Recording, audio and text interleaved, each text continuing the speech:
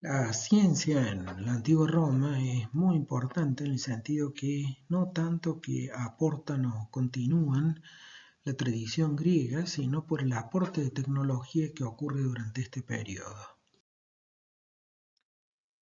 La República de Roma surge como una consecuencia de la caída de la monarquía en Roma. Lo que ocurre es el año 509 a.C.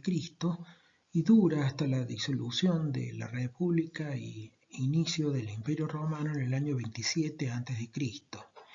Las instituciones de gobierno de la República son el Senado romano, el Tribuno de la plebe y las asambleas populares. Para ver la etapa del Imperio Romano, va cambiando la capital. En Roma es la capital hasta el año 330 después de Cristo. Después pasa a ser Milán por un tiempo y Rávena hasta la disolución con la caída del Imperio Romano de Occidente que ocurre en el año 476. Pero paralelamente no se extingue allí el Imperio Romano porque había coexistido el Imperio Romano de Oriente o Bizancio, cuya capital es Nicomedia inicialmente y Constantinopla en el 330 hasta 1453. Estas son las conquistas territoriales de Roma en distintas épocas. Lo que quiero señalar es que, por ejemplo, si ustedes miran la parte amarilla, que es la más antigua, eh, ocupa lo que actualmente se ocupa Italia. Por ejemplo, Sicilia no es parte esa, de la República Romana en esa época y se van añadiendo con incremento de colores distintos lugares que se conquistan a través de una expansión territorial enorme y las más oscuras son lo que se obtuvo ya durante el periodo después de Cristo, pero a partir de allí comienza la decadencia del Imperio Romano durante un tiempo prolongado hasta su caída. Entonces, alguna vez se ha dicho que el, Europa en realidad debe su existencia como una unidad al Imperio Romano y que en realidad toda Europa, fíjense hasta lo que es actualmente Inglaterra y Escocia, hasta Escocia por lo menos, es conquistada por el Imperio Romano. De allí la importancia de lo que hicieron en Roma era lo que se hacía en el resto de Europa en ese momento. Bueno, veamos la ciencia griega, cómo impacta. Bueno, tiene un impacto enorme y los romanos sienten gran admiración por la cultura griega y por esos logros enormes que han hecho, pero desde el punto de vista teórico. ¿Cómo acceden a eso? El idioma de Roma es el latín y por supuesto todos los textos estaban escritos en griego, los que provienen de la cultura griega, pero de todas maneras había mucha gente ilustrada que podía leer perfectamente el griego. Fíjense ustedes que las dos culturas coexisten durante cientos de años, de manera que no era una cuestión tan difícil que alguien ilustrado pudiera leer griego y si no tenían esclavos, traductores, gente que podía leer perfectamente los textos sofisticados de Grecia. Pero la actitud que toman los pensadores romanos no es de continuar el conocimiento teórico que han alcanzado los griegos, y básicamente el hecho de que los griegos hayan empleado tanto esfuerzo en conocimientos abstractos no necesariamente significa que los romanos también deban hacer eso. ¿Cómo pasan esos conocimientos? Se transcriben de griego al latín eh, y hay un aporte romano, aún en los conocimientos abstractos provenientes de Grecia, de sistematizar ese conocimiento. Por ejemplo, Plinio el Viejo, ya en el año 20, él vivió entre el 23 y el 79, recopiló la ciencia de Grecia en un libro en 37 volúmenes que se llama La historia natural. Se desarrollan enciclopedias y algunas ramas, como por ejemplo concretamente la medicina, los romanos tenían recelo de ser absorbidos por el pensamiento griego, querían desarrollar su propio pensamiento al respecto. Bueno, Roma eh, invierte en interés práctico porque tenía una cantidad de necesidades que resolver y eso está asociado a la expansión de Roma a todo el territorio actualmente de Italia y de allí en más a Europa, de manera que va generando una cantidad de necesidades, como por ejemplo generar nuevas ciudades y planificarlas, darles infraestructura, servicios a esas ciudades, proveer alimentos para una población que es cada vez mayor. Eh, Eso también otro objetivo es desarrollar una tecnología agrícola, aprovechar los recursos naturales también para poder atender estas necesidades nuevas y expandidas. Y después está la parte militar, desarrollar una tecnología militar, movilizar ejércitos a distancias muy grandes, porque tienen que llegar, por ejemplo, hasta Escocia, hasta España, y tener un sistema ágil de comunicaciones entre esos ejércitos a distancias grandes y Roma mismo, que es donde se toman muchas de las decisiones. También hay necesidades de desarrollo de una navegación, ya que ellos en parte del Mediterráneo tienen que defender sus territorios y a su vez conquistar otros nuevos. De manera que la guía para generar conocimientos está dado por una serie de necesidades. En base a esas necesidades tienen una cantidad de logros enormes, como por ejemplo la construcción de aspectos urbanos como teatros, anfiteatros, circos, coliseos, termas, nuevas ciudades. En cada ciudad tenía que tener su arco del triunfo, que es por donde pasaban los ejércitos victoriosos, obras hidráulicas, acueductos, también asociado a la parte de alimentación, desarrollo de agricultura, molinos, huertos, asociado al transporte, caminos, puentes, redes de transporte.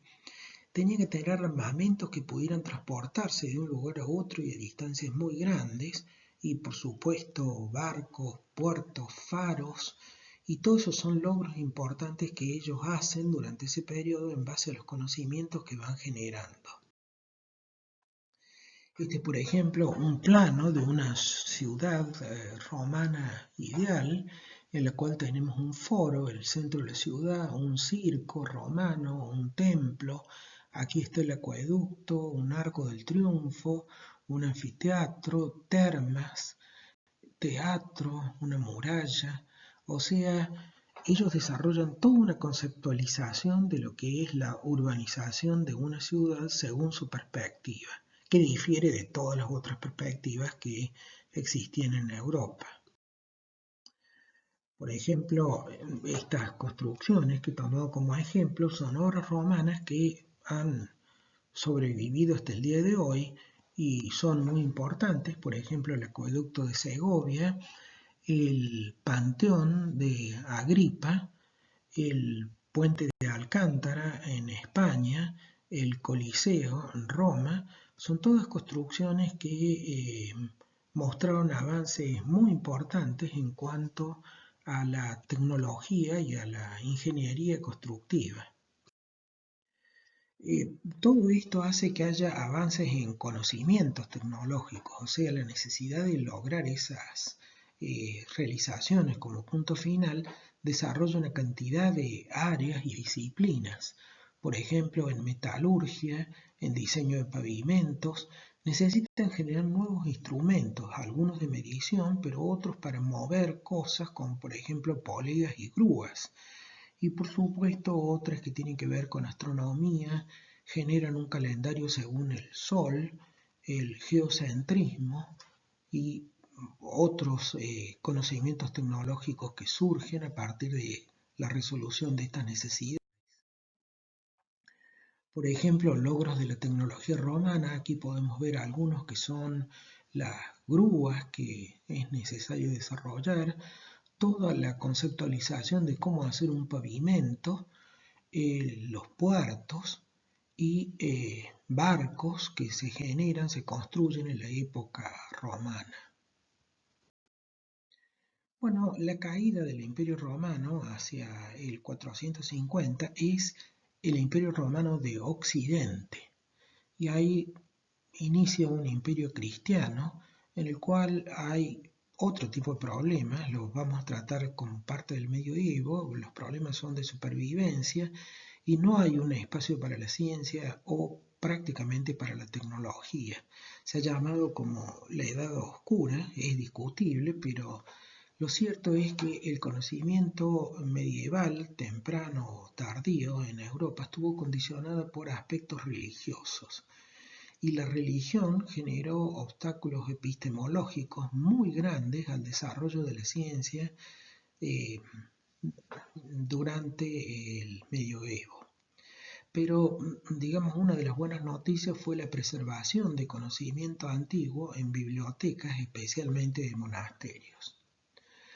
Bueno, la caída del imperio de Roma no significa todo el imperio romano, porque se había diversificado y abierto hacia el imperio romano en Oriente, que era la parte de Bizancio, y en el año 324 Constantino I el Grande vence al coemperador romano y pasa a ser el hombre más poderoso del mundo.